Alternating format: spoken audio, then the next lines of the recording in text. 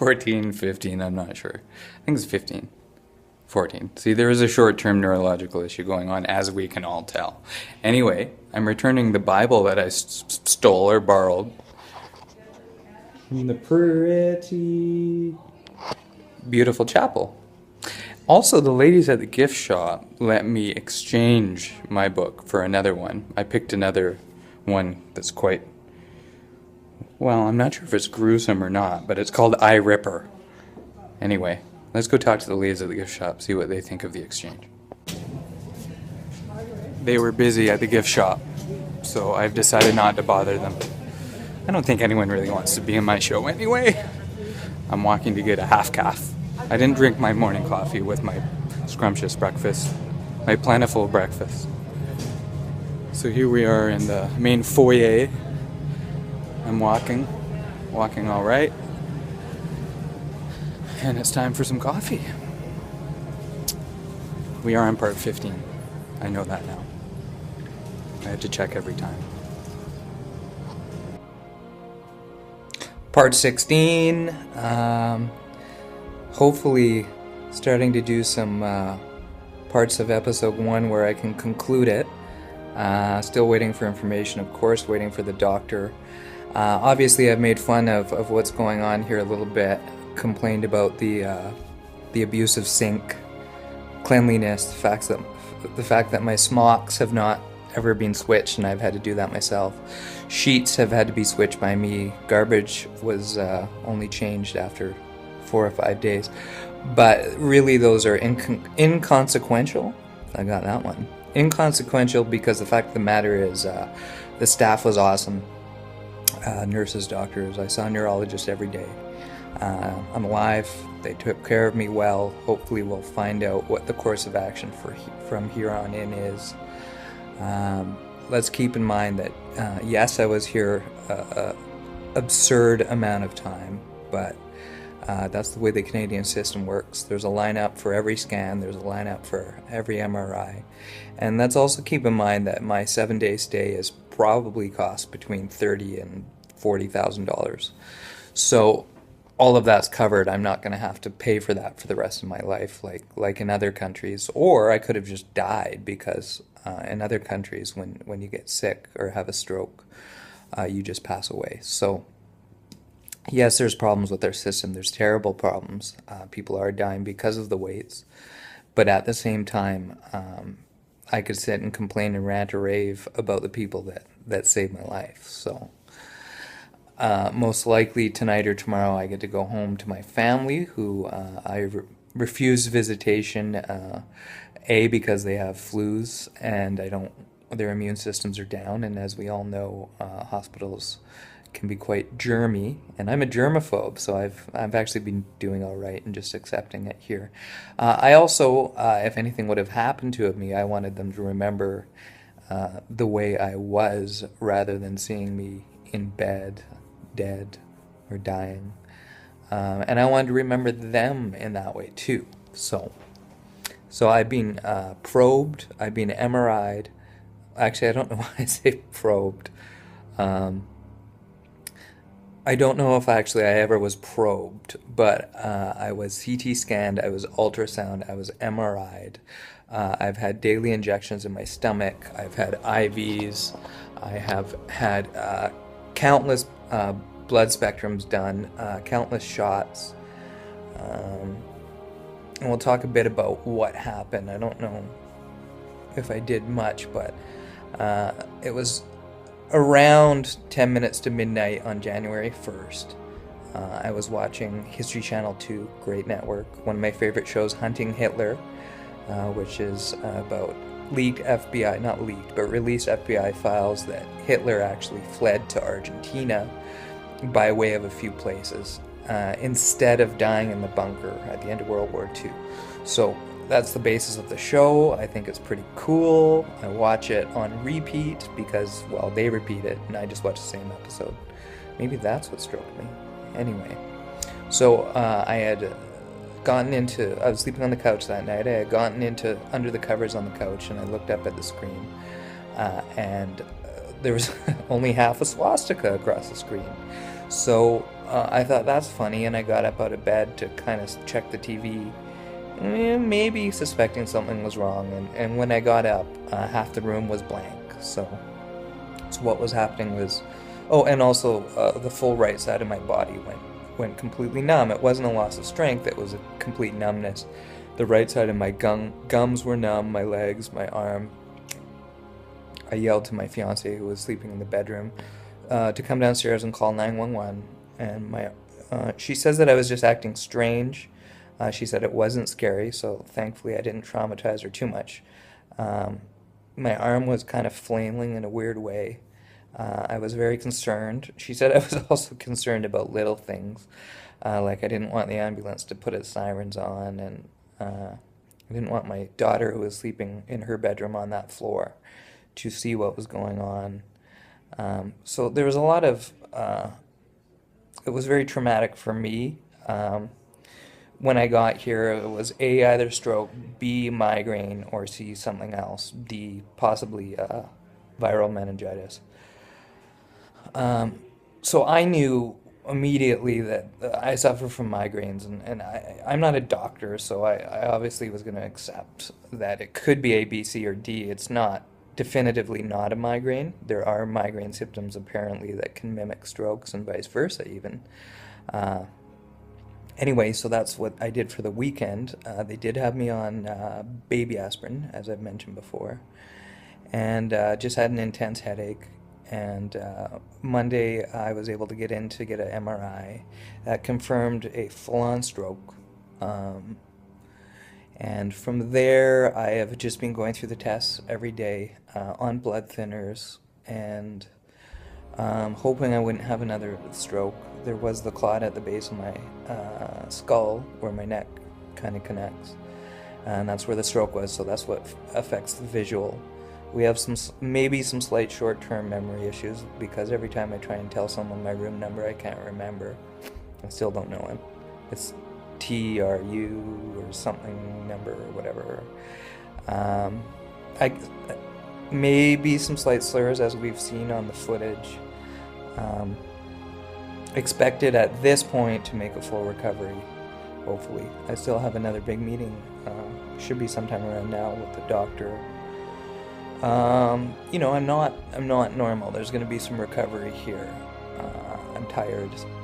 I got to stay away from stressful situations. I don't know what I'm going to do financially in the time that I have to miss work. But the most important thing is that I'm alive. I've been treated very well. I've been here a while, a long time. As I mentioned before, it's probably one of the top, maybe two, longest stays in Lionsgate Hospital emergency ward. So, to their defense, I could have went to another ward last night as the stroke ward, but as a bed opened up. But I decided, and the doctor gave me my choice, and I have this sweet room, and I may be discharged today, so we just decided to stay put. Obviously, in future episodes, I plan on getting a hold of some of the people that make decisions with regards to this hospital in particular, maybe funding issues, maybe some politicians. So that will be in the works for an episode in the future. This isn't a spontaneous TV show. I had planned on doing this for years and years. It just so happens that I picked up my camera a few days into my hospital stay, because I thought maybe people would want to know about what it's like to be a 35-year-old man who suffered a stroke. Anyway, someone's here, so thank you very much. We'll talk soon.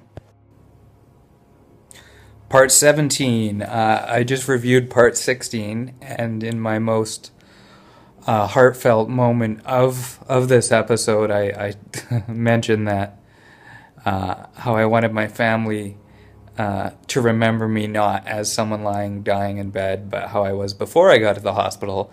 And then immediately after, I said I wanted to remember them the same way. Didn't mean that I wanted to remember them lying in bed, dying in the hospital. I meant I wanted to remember them the way they were, or the way I saw them before I went to the hospital. I thought thought I should clarify that. I'm still waiting for the doctor, which is fine. I'm at peace with that. Waiting kind of, hopefully, one of my final moments, or final meetings, as far as what's going on. I've talked to some occupational therapists. There's going to be some therapy after I live here, outpatient therapy, so there is support, more support out there for us. Obviously, they've got lots of clients to deal with, but I'm going into that queue, so I'm sure I'll get a call in a little while about that after I get home. Wanted to make a quick mention of the really nice Speedy Porter who I was dealing with. Part of the reason that he is so fast and has to be so fast is not because he loves pushing 210 pounders around at lightning speed, although he's very good at it. It's because he's understaffed. So he's in all parts of the building. He's by himself a lot of the time, and he's got to get these people from their rooms to the scanning machines. So he is very, very, very busy. He has no choice but to be fast. So if anyone superior to him could watch this, or if anyone sees this, please keep in mind it would be probably better to have 2 or 3 porters. I know sometimes you do, but a lot of time he's left by himself, and I'm sure a lot of his colleagues who are porters are left by themselves. So they've got to race around the entire hospital of different floors and push people to their various tests. I couldn't imagine. I think he's in charge of one section, so he brings people to one section. But we saw the speed he was traveling at, and that was not by choice. It was out of necessity. Other than that, I want to also clarify, just so she doesn't try and, he or she, I think it's a she, doesn't try and sue me. The book that with the so-called corpse rape scene, I never finished the pages I was reading, so I don't know. I didn't get to a point to figure out if it was actually a corpse. I know it was a gentleman who had a woman either tied up or it was a corpse. That's what it was kind of getting to. And he was very excited and wanted to have his way with him. He was obviously psychologically affected. So I know I filmed that book. I don't want all the people who are really into corpse rape, I guess, are rushing out to buy it. I wouldn't do that because I can't confirm that's what happened. It was just a very explicit scene that I'm the type that does like horror movies, but for some reason, since this since this stroke, I don't think I have the stomach for that sort of thing. So I wasn't able to read that book. So if you're out there, I'm sure it's a very good book. And before my stroke, I would have, well, I would have loved the corpse rape before my stroke. No, that's not what I'm saying either. I'm digging myself a hole. I would have loved whatever scene that turned out to be, if it was gory, because I used to like horror movies. I actually wanted to write a horror movie, so maybe I'll still do that. It just won't be that gory. What else do I have to say while we're waiting? No shower today yet. I'm looking forward to that. I probably won't go into the delousing room again. Hopefully the shower will be at home. I'm quick to fatigue, as I mentioned. The occupational therapist mentioned that, excuse me, I'm going to burp. Now I got a bubble in my throat.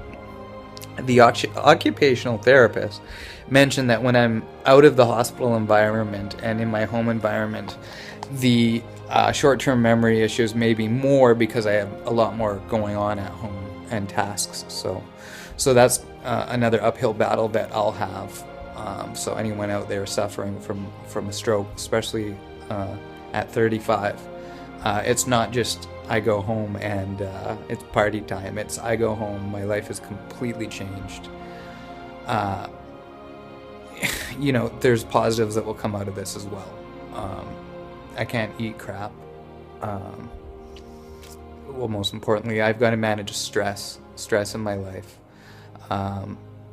which is for all of us at the utmost importance. So I've already reached out to a friend that's heavily involved with yoga. When my foot heals, I'm still recovering from a fractured foot 7 weeks ago. So once that's fully healed, I'll get back onto the squash court I have passion for squash, and if anyone in the Vancouver area is interested in squash, Evergreen Squash Club is where I'm a member, and you should be too. They will be doing, hopefully, a massive expansion, adding a couple courts, making it even more luxurious soon enough. See that?